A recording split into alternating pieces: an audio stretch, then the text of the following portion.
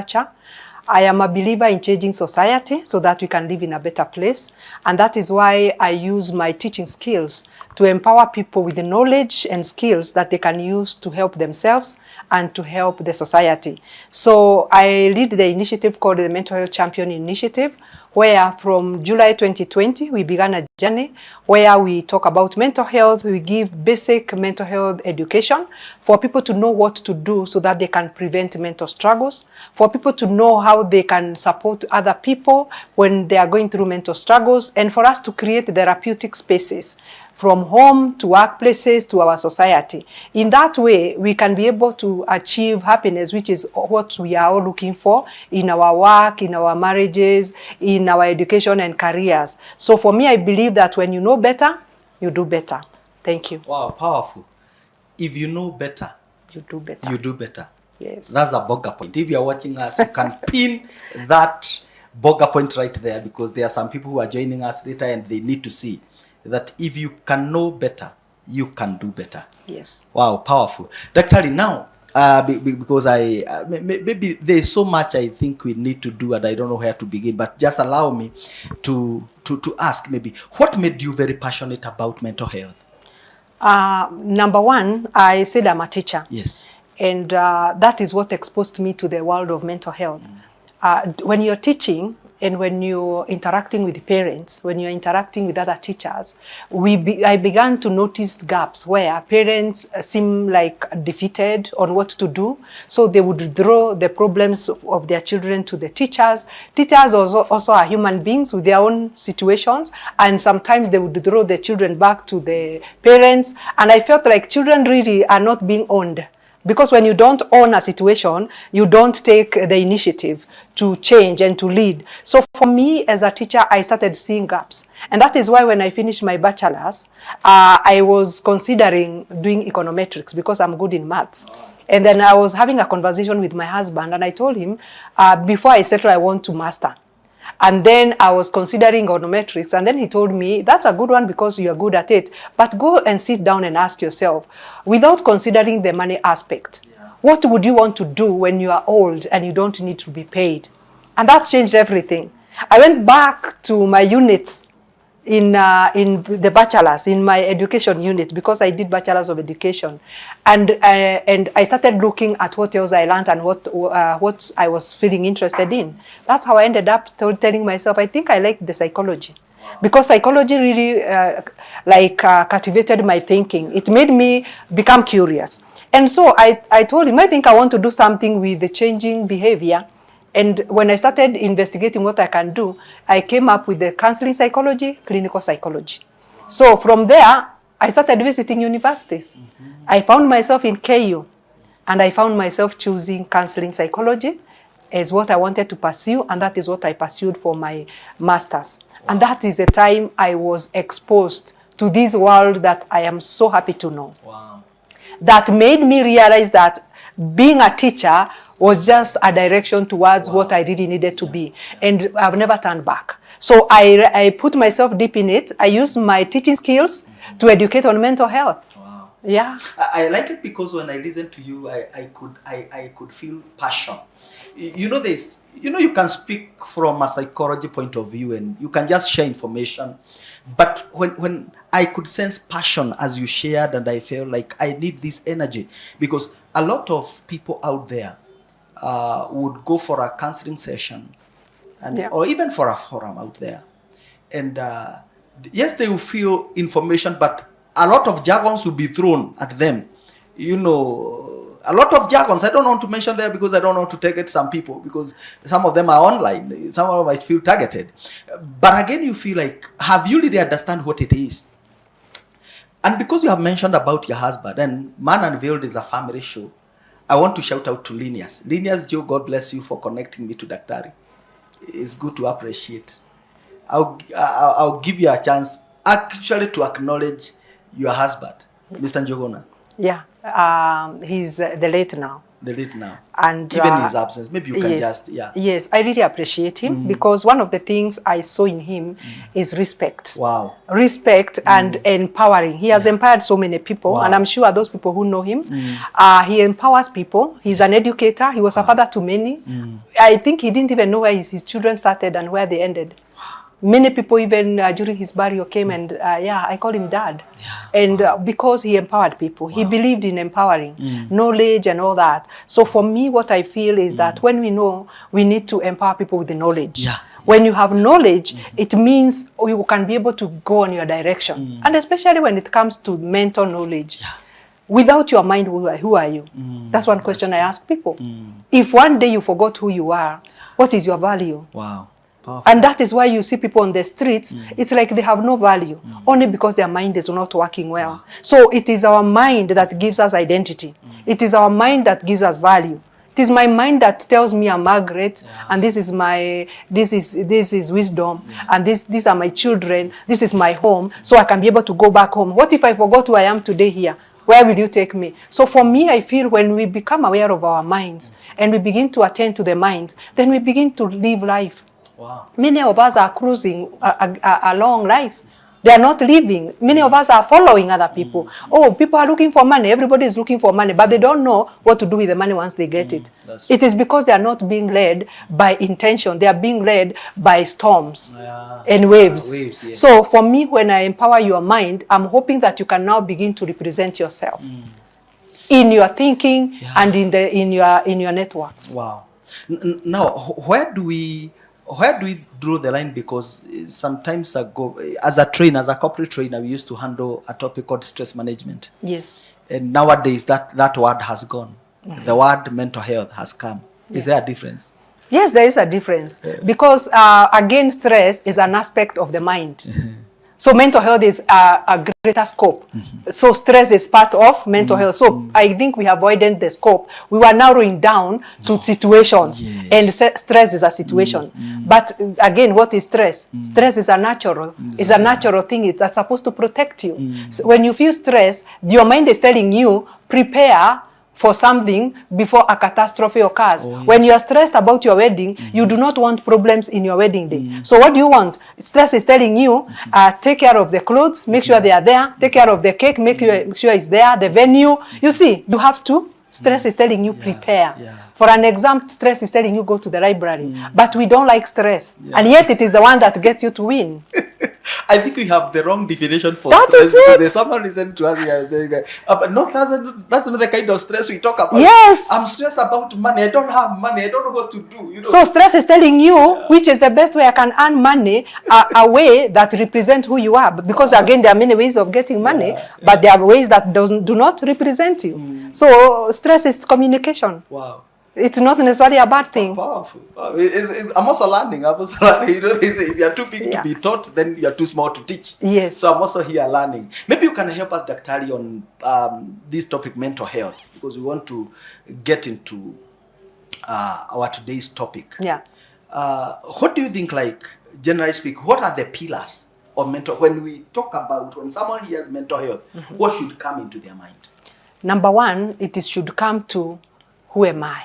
All right. Identity. Identity. All right. Because when you know who you are, then it means you can be able to, first of all, know if this is me, so what do I want from life? Wow. And when you know what you want from life, then now you can be able to take care of time. Because time is the resource that makes your life possible.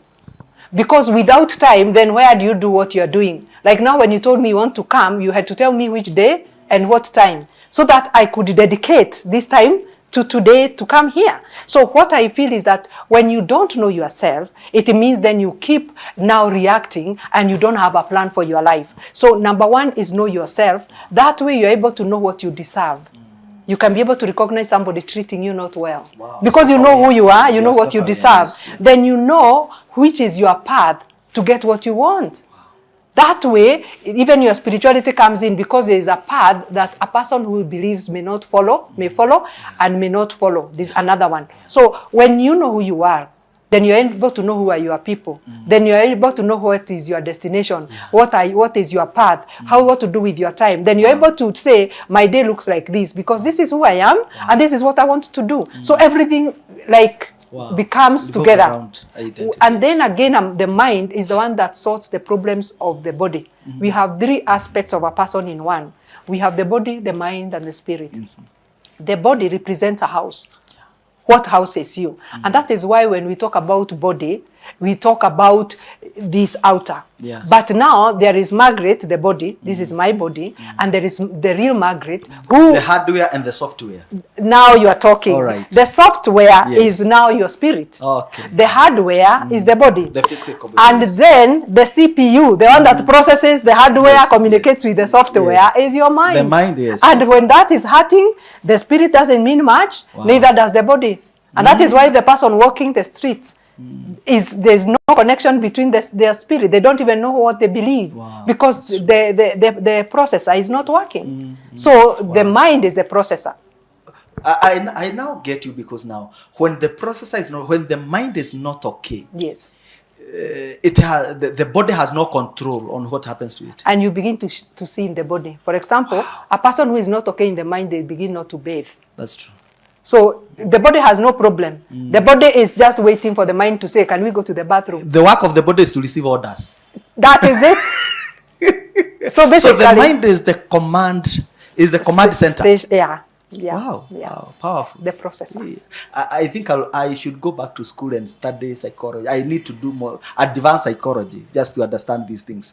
Now, that is one, self-awareness. Yes. As one pillar of mental health. Yes. Self-awareness. Yes. And do you feel also, before maybe we go to number two, do you feel also that there are so many things that has affected us, even in our growing up, that brought a lot of confusion, that today people have the wrong notion about themselves?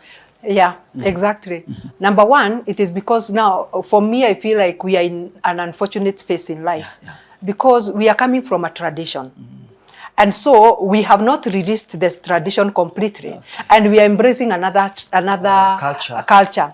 And so we are in between cultures. So this culture we are excited about it because it's making us look modern, and it's, you know, like everybody wants to look modern. But of course, the culture we are coming from was working for our people, and it had addressed all issues and aspects of a person. And the value system. So I could say that we have dropped some things that we still need, and we haven't picked from the culture that is coming. So we are in a situations where parents don't have all it takes to raise well-rounded children. And again, also parents are also busy, and again, the man and the woman are also busy trying to look for a good life. And sometimes good life is, we are looking at it like money. Money looks like a good life. But then what is money coming to do? Is it coming to fill all the gaps that are there? Is it coming to ensure that our children grow to become children who are self-aware and aware of what it is that they can do, and how to seek happiness, and how to be gentle, how to be kind? Is the money able to come and fill all those gaps? So what I feel, in an attempt to become modern, we are losing moral fiber, and we are losing important aspects that should help our children grow to be well-rounded.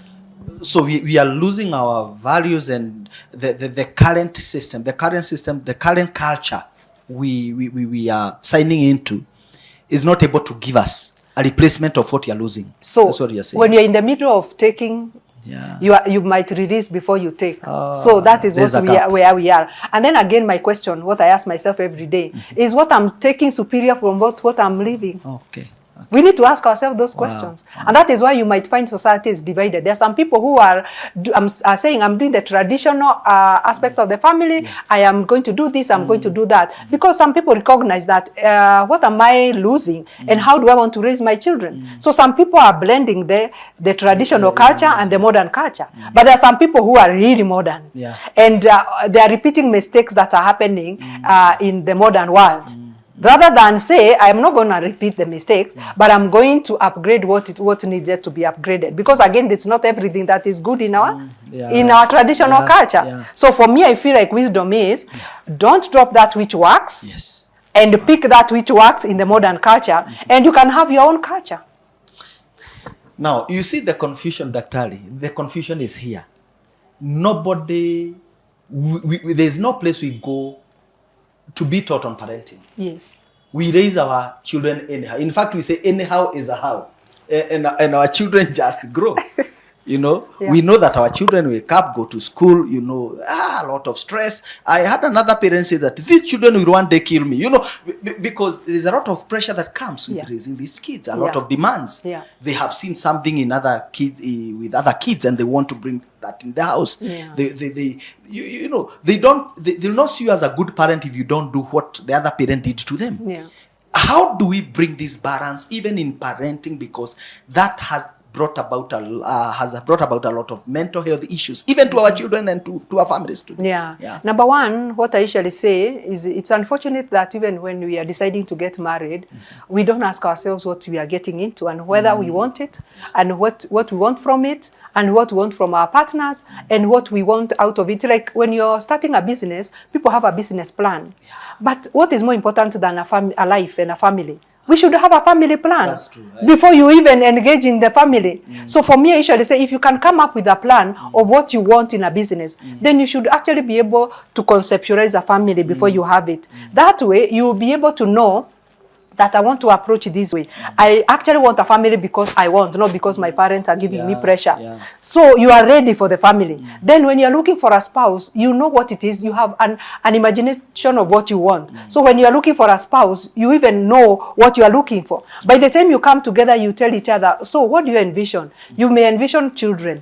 Okay, you may envision 2, 3, you may agree, all those kind of things. Then you remember again, in a family, just like a school or an institution, you need to have like a mission. So that these children are not born into a vacuum. They are born into a family that has a mission, has a vision, has values.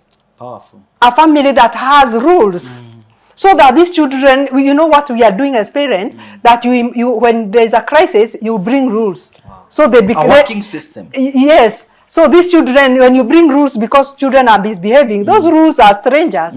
Yeah. But when they are already existing, children grow into the rules. Yeah. In fact, I remember when we used to say, if you do that, you'll be punished. Because there is already a structure, a framework that rewards and punishes. Yeah. But nowadays... So children are born into confusion nowadays. Parents don't know why whether they want children in the first place, and what they want from the children, how to raise the children. And I feel like it is even more difficult to raise a child than to run an institution. And yet, parents are always running the home with no script. Yeah. So it's trial and error.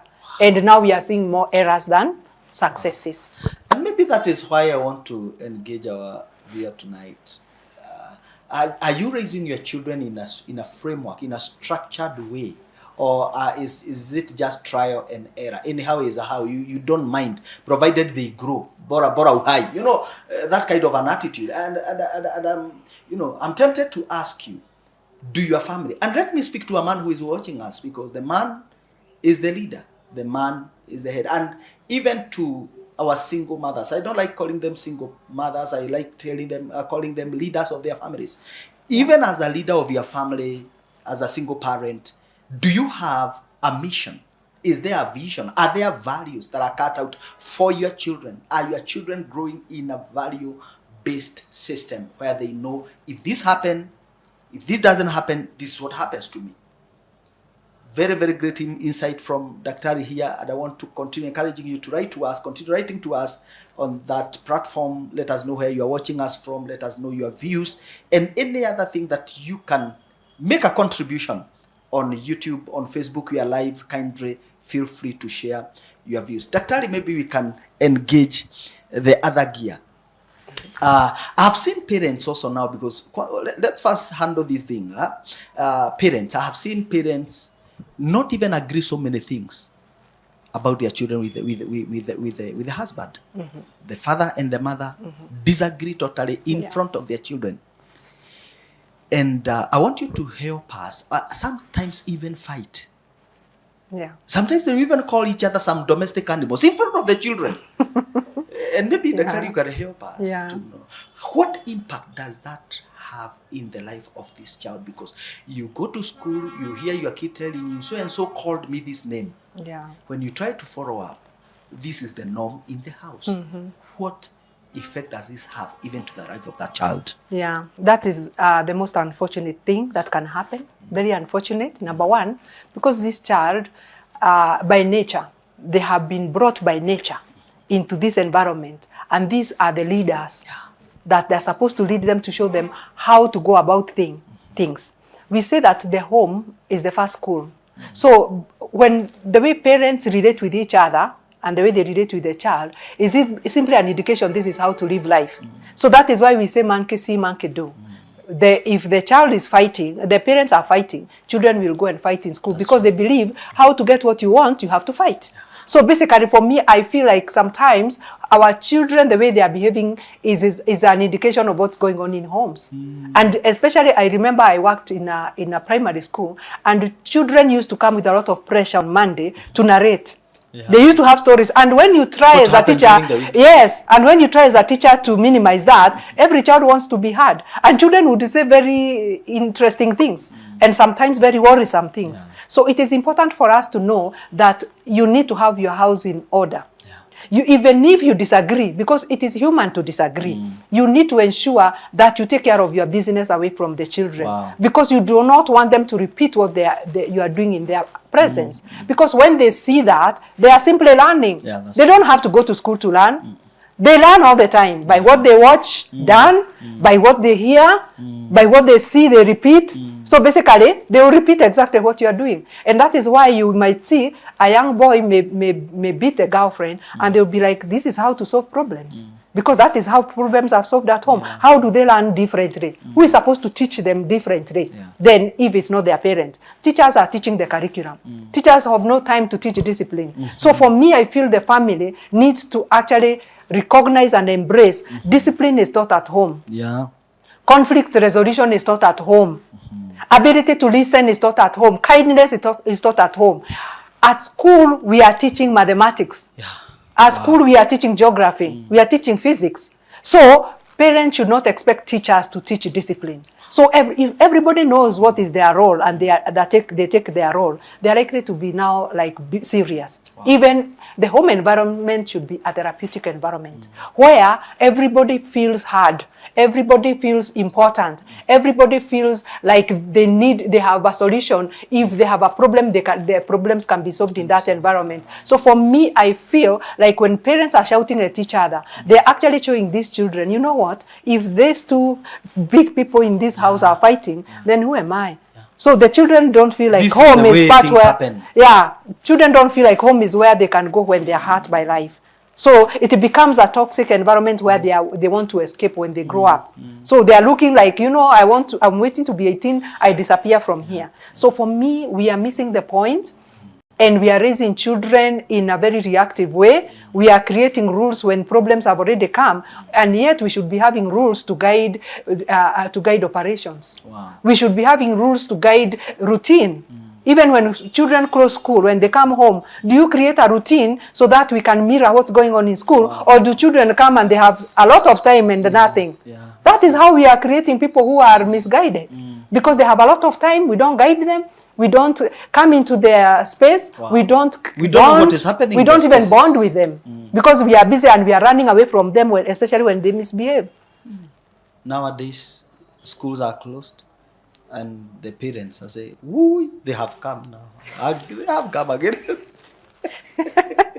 Yeah, that is what is going on. You know, and especially December holiday. You know, the school is closing in a few weeks, and I know there are parents who feel disturbed. In fact, there are children who never have time with their parents. Immediately they cross P.O. Box village.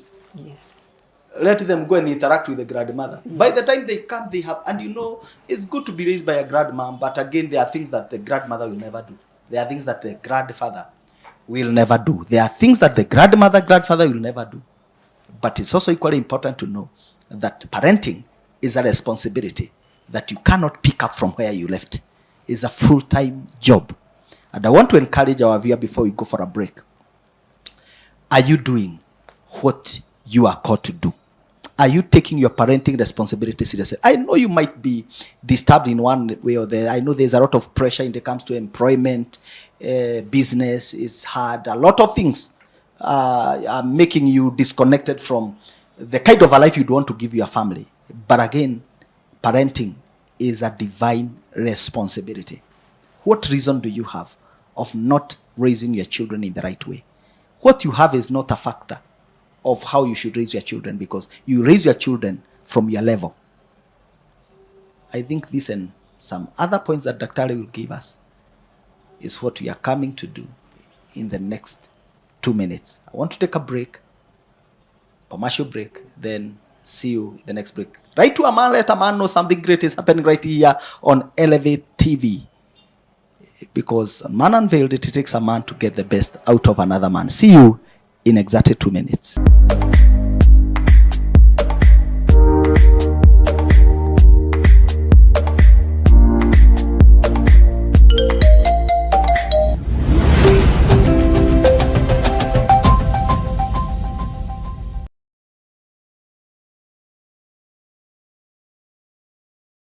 There's an awakening. Young people are everywhere pursuing Christ. We've been desiring to have a place we can pray, break bread, share the word, fellowship. God ordered the steps of the one and the only Apostle Juma. Because of that, this revival requires a discipleship program, the ABC of Christianity. So we are going to collabo every other Wednesday at Kenya Cinema Bible Study.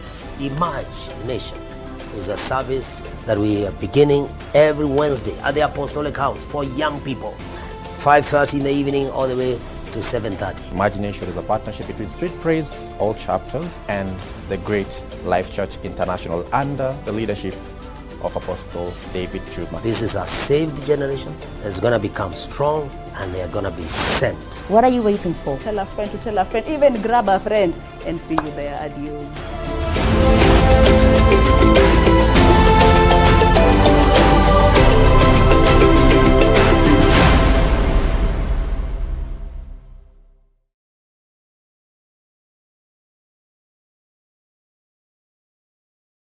Elevate your brand with Elevate TV, a premier media station in the country. We specialize in video production, live coverage, advertising and social media marketing. We do quality production for YouTube videos, podcasts and live events. Transform your vision into reality with creativity and precision. Call us today and elevate your story on 0705 872 237.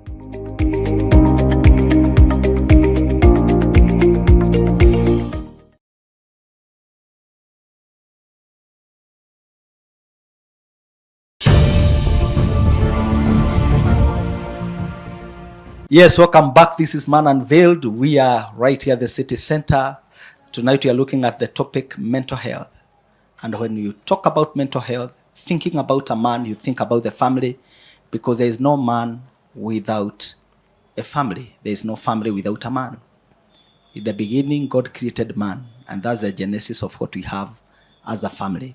I want to welcome you and urge you to welcome another man. Let every man know something great is happening right here on Man Unveiled. We are live on Facebook, on YouTube we are live, and even on your screens. Kindly continue writing to us. Let us know where you are watching us from. Let us know that you are pinning those burger points right there on the wall. And I want to appreciate all those who have been supporting us over the years, the billionaires, the billionaire from Ruaka, and a lot of people who are part of this program. We are joined by none other than Dr. Margaret Njuguna. It's a pleasure having you. Thank you so As much. I said when I was introducing her, I listened to her and I said, we need her on this program. My work is to go out there and get you the best of the best, not armchair generals. Here we bring women and people who have been tested and approved, people who are having impact out there. And that's what you are doing, Daktari. We want to appreciate you. Thank you. And we celebrate you. When my wife was telling me about what she's doing, I was also longing to see you, because the kind of the program she did, the mental health champion program, you know, it's also, I see it in my house. It's very practical. Thank you. Very practical. And in fact, I want to join. You'll be telling us how we can join at the end of the program. Yeah. Now, I want us to get into this place now, because when we talk about fathers, there is a research, I think, that says that a lot of women are under pressure and suffer a lot of mental health issues. Yeah. But a lot of men die. Yes. Maybe you have done that statistics, you'll tell that research, because you are a researcher. You'll tell us, why are men dying? Yeah. And in the whole ratio, there are more women who are going through depression than men, but men are dying. Why? What's happening? Yeah, I think also when it comes to even dying by suicide, many more women speak about feeling suicidal, but more men take their lives. This is an indication that women are more willing to share and speak out, and men are just quiet and they just want to look like they are okay. So for me, I feel like that is also coming from our traditions. And culturally, men are meant to be the leaders of the home, and they are meant to be able to figure out their life. And men are also not trained to express emotionally. So men, like when it comes to mental health, they are trained to bottle. And they don't have ways in which they can express. And of course, coming from a tradition where in the old days, who was speaking to men? How are men handling their situations? We have run away from that. And we don't yet see what it is that men can do in modern day civilization to help themselves. And of course, here I am coming to say that one of the ways probably we can explore is to speak out and to speak to each other, to become each other's keeper, to seek professional help, because now we can't go back to where we are coming from. And of course, we have not been able to help people to know who can replace this. So right now, I feel like men are in a very tight corner, especially because right now there's so much expected of a man. And I feel like when a man is stuck, if they go back to their family, and if the family does not create an environment where they can be heard, then that man is even more stuck. That's true. And that's why you find men, when they don't know what to do, they begin to medicate themselves. That is why you will find a man taking alcohol, a man taking substances, a man, going to a bar. I've met some men who don't even drink, but they go to a bar and stay there until some time later in the evening, and then they go home, because they are trying to minimize the time of contact with the family. Because if they don't know how to deal with the issues that are coming up in the family, they want to run away from them. So they will run away from their own troubles, they run away from family troubles, and so it means they're on the run. And that is what I feel like we need to first of all address. Wow, powerful. Instead of running, acknowledge. Acknowledge that, I think I'm struggling. I think a man need to take note and make notes right there, because that is where we are stuck. Yes. We hide, we avoid, we run away. Instead of, and we are not saying you confront, but Dr. is helping us, and that's why I want to interject on how we should go, or we can go about the pressure that we are holding, because we are holding so much pressure. There's school fees, there's rent, if you have, there's extended family. There are some men who are paying school fees for their siblings.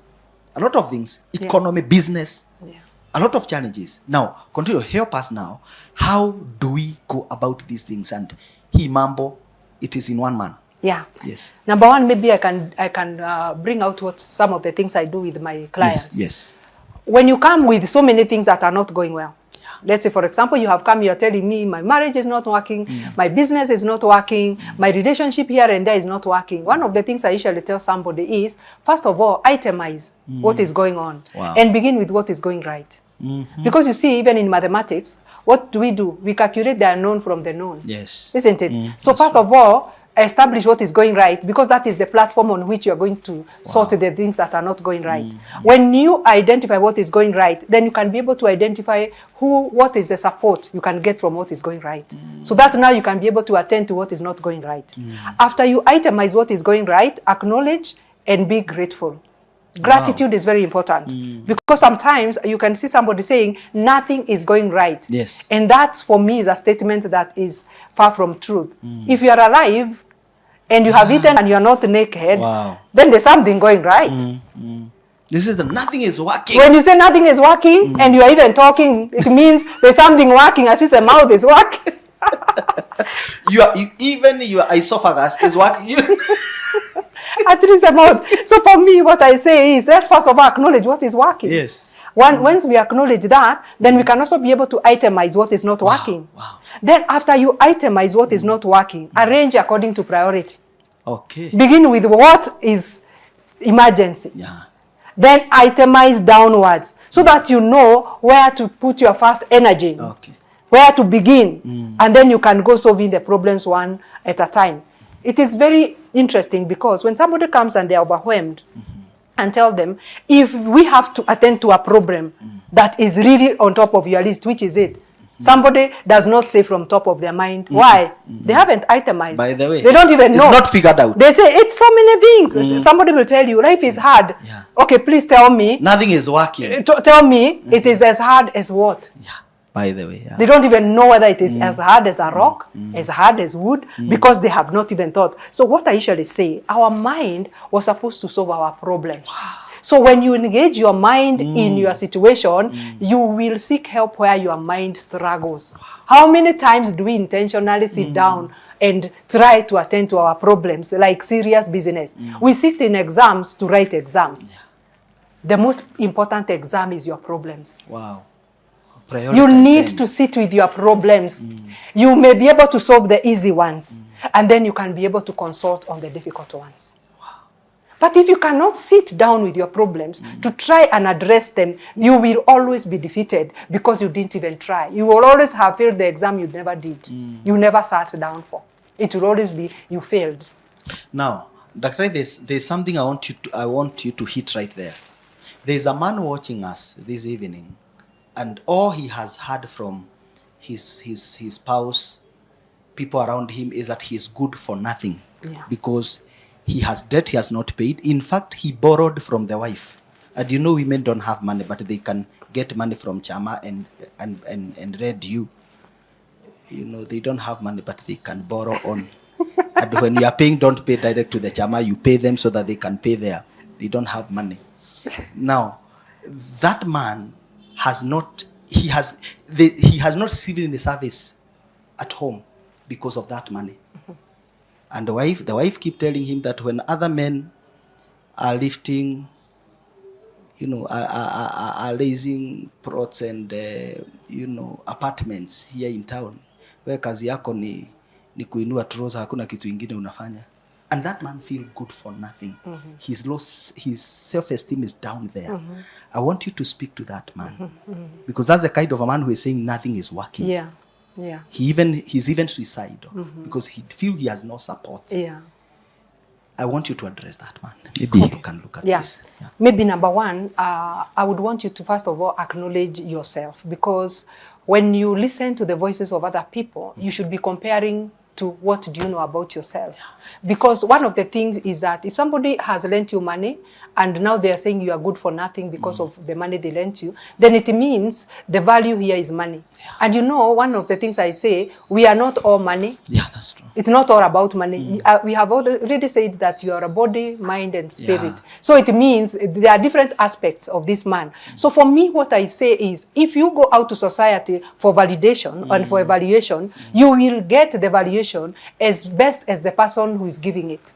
If a person is not capable of seeing a color, they cannot be able to define it. That's true. So for me, what I feel is we need first of all to create yourself. Create yourself, acknowledge your effort, create a journey, and be clear on it, what it is that you are doing and what you want to do. When a person is giving you feedback, you will be trying to slot the feedback based on the journey you have created. But when you have nothing going, then it means they are simply validating that. So for me, I feel you, even when you are listening to other people, you should already have an identity, an evaluation of what is your identity. Wow. If somebody tells me, Margaret, you are good for nothing, what do I believe about myself? So I'm comparing to what you're saying versus what I know. And sometimes I'm like, you know, probably it's because you don't know good enough. You don't know me well enough. That is probably why you're saying that. If somebody calls me a dog, I'll be more worried about them, not me. Because I can see clearly I'm not a dog. But when I stand up to fight, it means I'm actually believing them. So what am I saying? Feedback of other people is as good as they can think. Wow. But what about you? What do you think about yourself? Wow. What plan do you have for yourself for today? What are you planning to do differently to change your situation? What plan do you have for the year? What plan do you have for the next 5 years? So when a person tells you, it is because they don't know your plan. And that is why they are challenging you. So for me, what I feel is, do not be distracted. Wow. Sit down and create your life with what you already have. Try to solve the problems that you feel are most urgent. So for me, what I feel is people will give you feedback based on how they are able to. From where they sit, they see from where they sit. And how they evaluate. Wow. So it is important to know, but when you are defeated, when you are in a place of defeat, you don't have a plan, you don't know who you are, you are already questioning yourself. When people come, they are stamping. They are simply stamping. You've already created the environment, they are stamping. And that is a very difficult place. Because even when you come for therapy, I will help you to begin with yourself so that you can rescue yourself. So if you feel defeated, maybe you could speak to somebody. Wow, thank you. That way, the person can help you see, first of all, see what is, even if you are seeing nothing, I can begin to tell you, okay, can you see me? Yes, at least your eyes are working. Can you speak? Yes, at least your mouth is working. So even if you had your eyes and your mouth, you could probably say something that would change the world. Wow, powerful. You could say something that would convince somebody to support you, to give you a job, to give you an opportunity. So we have something working. Some people are not able to see because they've been so battered by life. So they need somebody to help them see. And that is where professional help comes from. And that is why we need to create champions. Many people out there who are not asking for money, but they can be able to help you see things differently. Wow. If we create these people, then we are creating therapeutic spaces in our society. Yeah.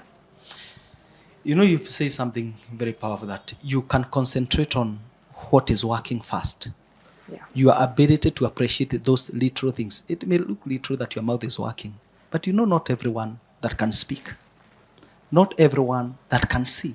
The fact that you can see, the fact that you can, those normal, ordinary things, you begin from right there. And I want to engage Daktari again and talking about this man who feel like he is getting overwhelmed. And is it that sometimes we don't like facing the reality? We are talking about running away, avoiding. How do we face the realities that are there? Because the truth is, this is my monthly income, but my children are still in group of schools. I lost my job, but I don't want to admit. My wife doesn't even know. I wake up every day, prepare, go to work. And a job I lost 2 months ago, but I am still showing up and pretending that everything is okay. My relatives don't know that I'm not working. So pressure is coming from the village. How do we handle such pressure? Number one, we need to, first of all, become aware of social pressure, social expectations. And when one of the things, I think why the social pressure is really taking root, it is because the family is not doing its work. The family is where you're supposed to be loved, even when you're unlovable. We call it a secure base, a place where people know the raw version of yourself.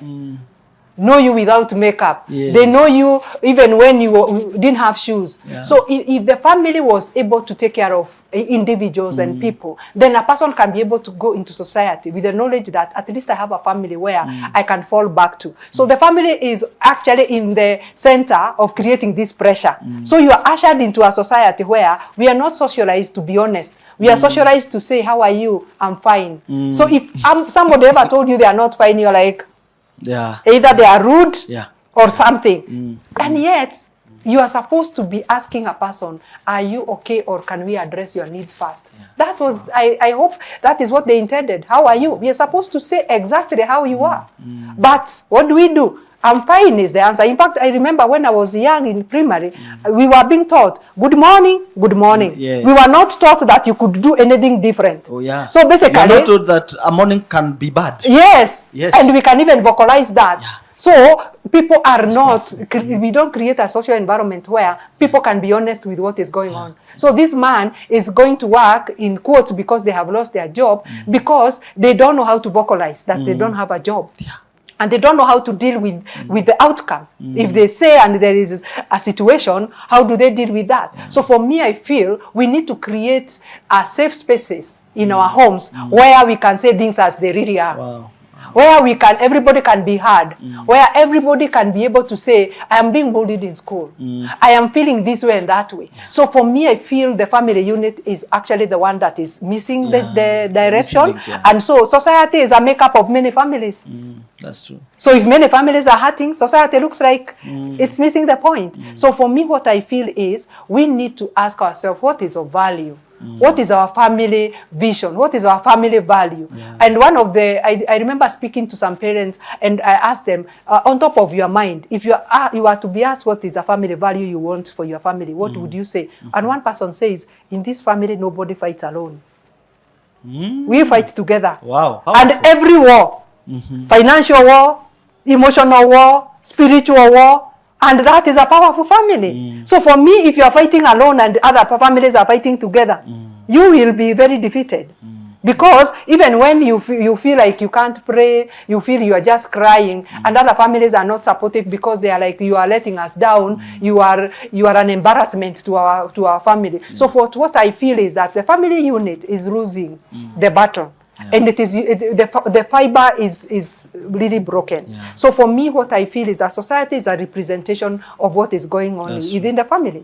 And so what I feel is that this man, we need to have a person to go to, whether it is from our family and our own families, or even our social network. A person who can listen to you without judgment. A person who can listen to you and help you listen to yourself. A person who can vocalize with you what they think about it. A person who can look at what are the possible outcomes and what are the possible consequences, and then they allow you to choose which one. Even that's what we do in therapy. I don't tell somebody now, go do this. No, I tell them, what do you think could be done differently? This. And then probably I add mine, and then I tell them, what do you think works for you? They choose because they are the ones to deal with the consequences. Wow, that's true. So for me, what I feel is that men need to know, complaining about men and blaming women will not solve the problem. Men coming together and being each other's keeper.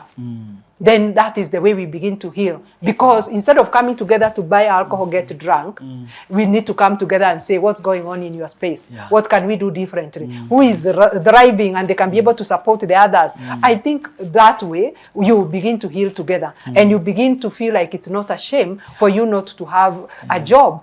In fact, the more you say, the more you're likely to get a job, because other people know and they can know opportunities out there. But when you keep quiet, then it means only you can get another job because only you know that you don't have a job.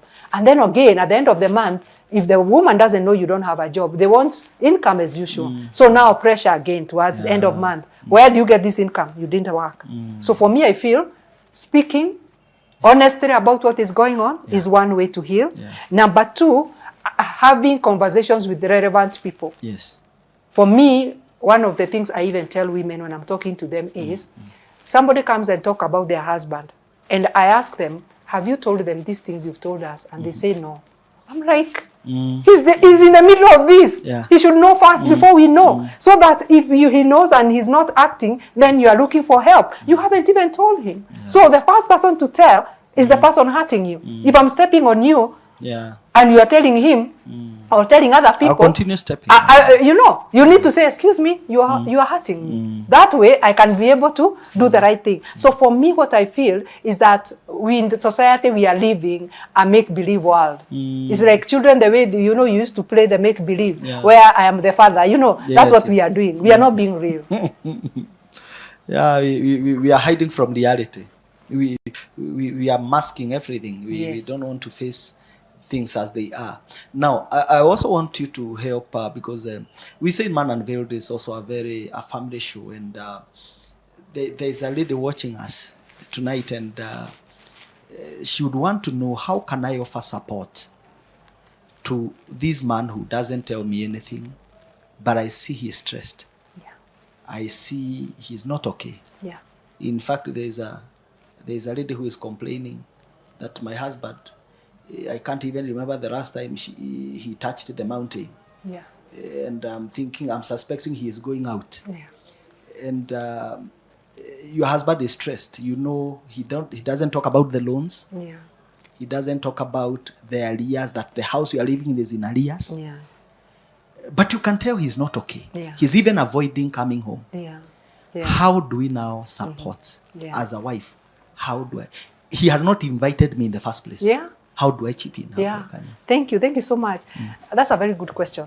Because women, one of the things I say is that women are the homemakers. As much as we really want equality, there are some things that really are naturally the way they are. The woman is the one who creates warmth in our family. The woman is the one who gives a laughter. And I want you to know, as much as you are happy as a man, you can laugh all you want, but if the woman is not laughing, the children are like, it's awkward. So it is important to know that the woman is the one who gives their man dignity. That's true. The women I talk to, I tell them, you are behind that man's dignity. You can decide to bring him down by the way you talk about him, the way you talk to him, and the way you relate with him. So number one, if you recognize that your man is struggling, number one is to acknowledge. You don't have to ask for answers. You know what we like? You talk, they reply.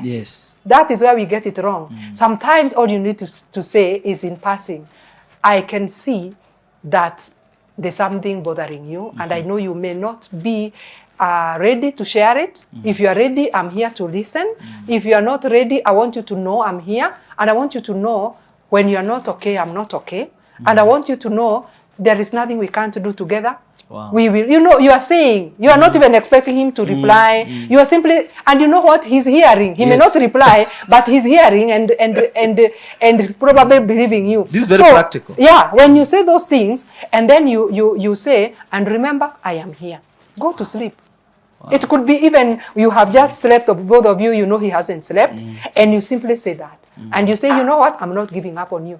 And one of the things actually I say, when people are getting married and they are saying their vows, are people ever serious about these vows? They read from the priest. The priest forced them to read.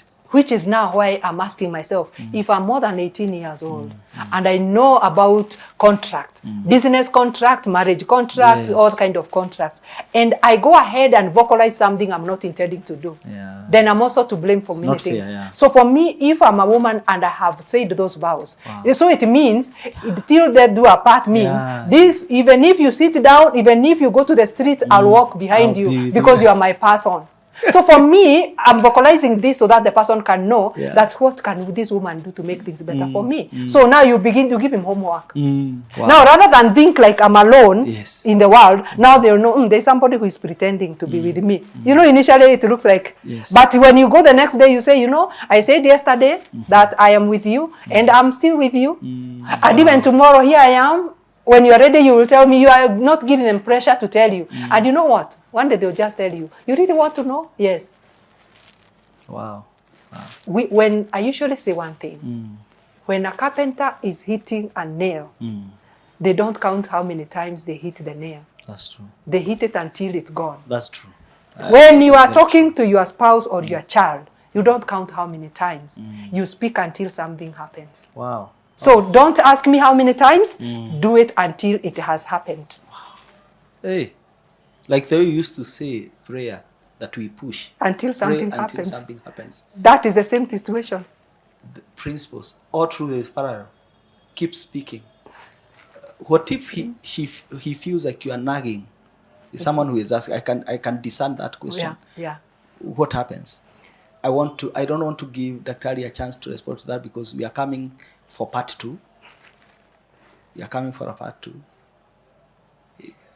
Please don't miss part 2. But I cannot let Daktari go right now without asking her to tell us how we can find her and how can we join Mental Health Champion Initiative.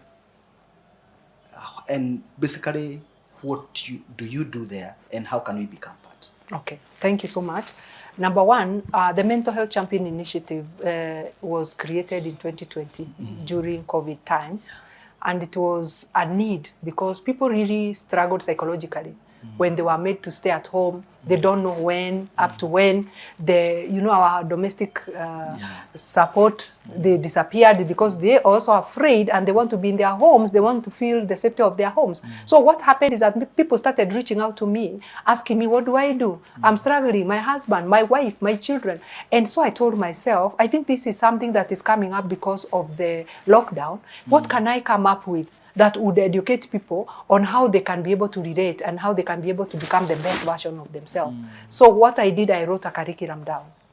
When I wrote the curriculum down, I told myself, what do I know that helps me, that I can teach people so that they can also be helped? So when I came up with the 10 item curriculum, like item 1, lesson 1, I actually now sent it to my mentor, a lecturer at Kenyatta University. She's called Dr. 𝗵𝗡𝗄𝗧 𝗵𝗡𝗄. And I sent to her and I told her, Dr. 𝗵𝗡𝗄𝗧, this is what I came up with because of ABCD. Please tell me what you feel about it. And actually she was able to tell me, you know what, I like it. And I told her, on top of that, I want them to go through 5 sessions of personal therapy. So the personal therapy is supposed to attend to your personal problems as I'm teaching generally how to go about life. So that's how it came about. So what we do is that we have a Wednesday program every Wednesday, and it's usually a 10-week program between 6:45 to 8:45. So that we can attend to those people who are already working, and it's online. And after that, we do 5 sessions of personal therapy, which are supposed to help you, first of all, experience what is therapy about. How is it to go for counseling? You can be able to go evaluate whether you are doing okay psychologically. You can be able to evaluate whether your goals are being met, personal growth, and all that kind of situation. And after that, we graduate. So there's that. When a person is joining as an individual, you can join that program, but that one is a bit rigid because when we finish a program and they graduate, we take time to begin the other. But there is this other situation where people seek to be given now the services as a group. This is why we customize the program so that now we attend to the needs of the group. Individual, yeah. Like, for example, we have the clergy. Like, I've done two mental health champion cohorts for the 𝗖𝗂𝗃 clergy in Kikuyu district and Kijabi area. So they are taught this mental health champion from a spiritual perspective with biblical examples. So that is something I have done. So what we do, we agree and all the modalities, and also now we agree on the time, and then we get a moderator, and we do the same 10 weeks and sessions of personal therapy. Yeah. So when they graduate, now they are able to become actually aware. Who was I all along? And now, how do I relate with people? What do I tell people I want to do as a clergy? Am I really meeting, you know, like meeting the expectations of my people? So basically, that is what I do. So we have, right now we are through with cohort 17. We have had 17 cohorts. We have done individual cohorts for corporates. We have done that one for clergy.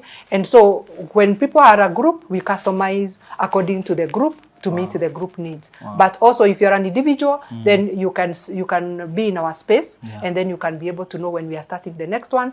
We always register, then we started a cohort. Maybe you can share a contact that people can reach out. Okay, maybe, if you want to reach out, you can reach out on a phone number belonging to the program, 0742 774588, or 𝗏𝗃𝗃@esteemke.com. We have the phone number 0742 774588, or email 𝗏𝗃@esteemke.com. Wow, powerful. That is, you can contact her through that number, and I know that if you are seeking for help, you'll be helped. It's such a program that I've experienced through my spouse, and I know you too can be helped. That was our time. That is Man Unveiled. God bless you and good night.